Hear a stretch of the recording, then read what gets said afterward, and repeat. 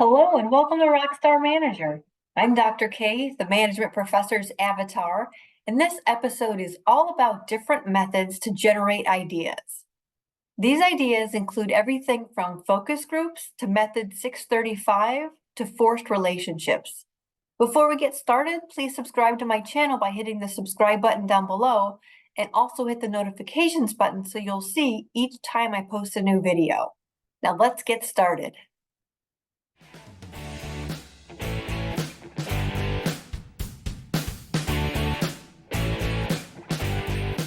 Let's face it, some people are just creative. You share an idea and they can run with it. You tell them about a problem and it's resolved in an interesting, unconventional manner. Now, if coming up with these ideas isn't your strong suit, that's okay. There are plenty of methods to get those juices flowing and take you from point A to resolution. There are 14 methods to generate ideas.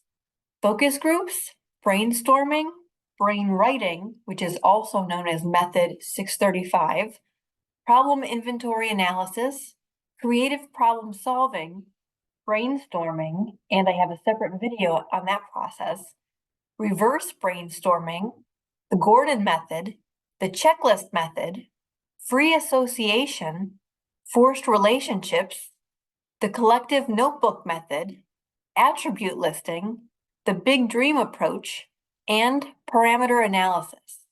In this episode, we're going to talk about the first half, and I'll do my best to keep each topic pithy.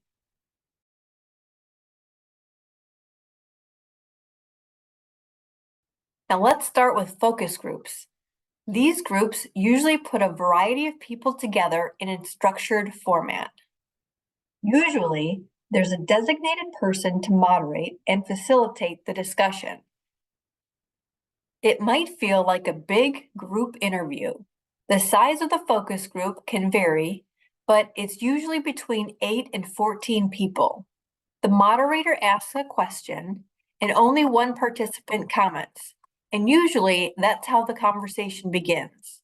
You can begin by asking to solve an issue in any market segment: babies, fashion, athletics, home goods, you name it, and there's a market for it.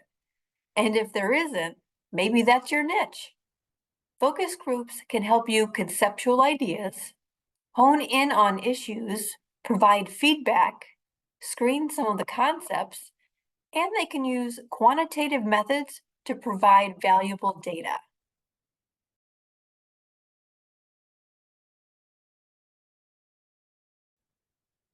Brainstorming is another method to come up with new ideas.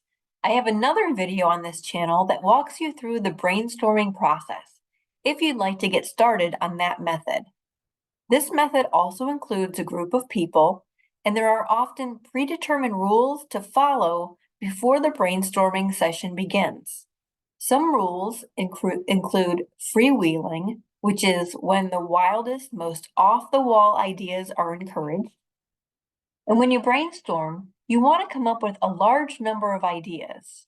Here, the more the merrier. It's also a time where you want to build off one another's ideas. It should be a fun process.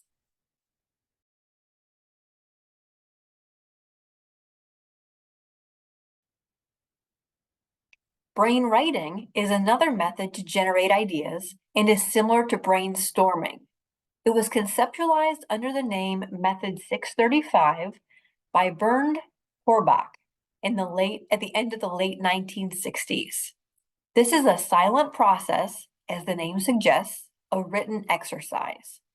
In brainwriting, each participant comes up with at least 3 ideas in a 5-minute period. Participants write their ideas down and circulate them in the group of about 6 people. Once the participant writes down his or her 3 ideas, they pass them on to the next person. That person reads the 3 ideas from the prior person and then generates 3 more ideas. After writing them down, there will be 6 ideas on that paper. At the end of the exercise, each piece of paper will have 18 new ideas. There is a facilitator who monitors time intervals and can obviously make adjustments according to group needs.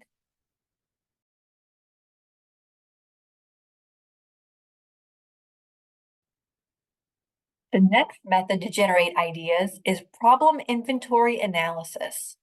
Here, the focus is the problem. This method uses individuals in a manner analogous to focus groups to generate new product ideas. However, instead of free-forming ideas, specific problems are shared with the goal of resolution. This is often successful because the program is stated up front and known products are discussed. It can also be used to test new product ideas. To ensure the best results of this method, further evaluate the solutions provided and ensure the problem is resolved with the appropriate means.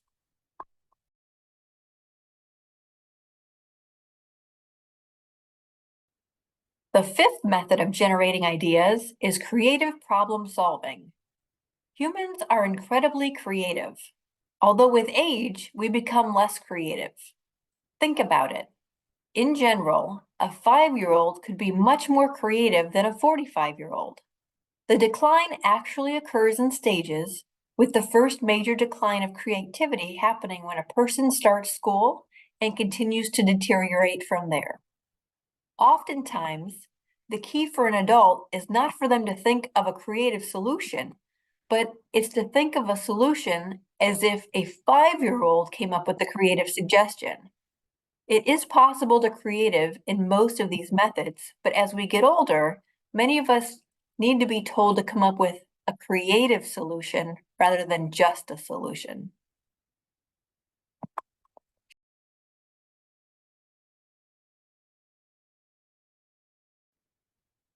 Reverse brainstorming is similar to brainstorming, except in this method, criticism is allowed. Actually, that's the value that this method brings. You want to find fault with the ideas so that you don't spend time and money only to realize that it won't be successful. Of course, you want to be respectful, professional, and fact-based, but you need to speak up when you find fault with the idea. Research has shown that the reverse brainstorming actually promotes innovative thinking. The process begins with identifying everything that's wrong with the idea, but then it's followed by a discussion of ways to overcome the problems identified.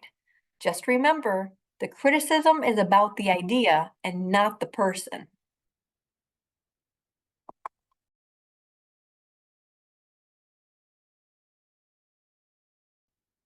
The seventh and last method of part 1 is the Gordon method. What's different about this method is that group members don't know the exact nature of the problem to solve. It's done this way so there aren't any preconceived biases. The facilitator, often an entrepreneur, mentions the general concept about the problem. The group shares a number of ideas. From there, a concept is developed and discussed through facilitation. Then the problem is revealed and the conversation adjusts to refine the solution and implement the process. That's it for part 1. Watch part 2 of ways to generate ideas for even more methods to get those creative juices flowing.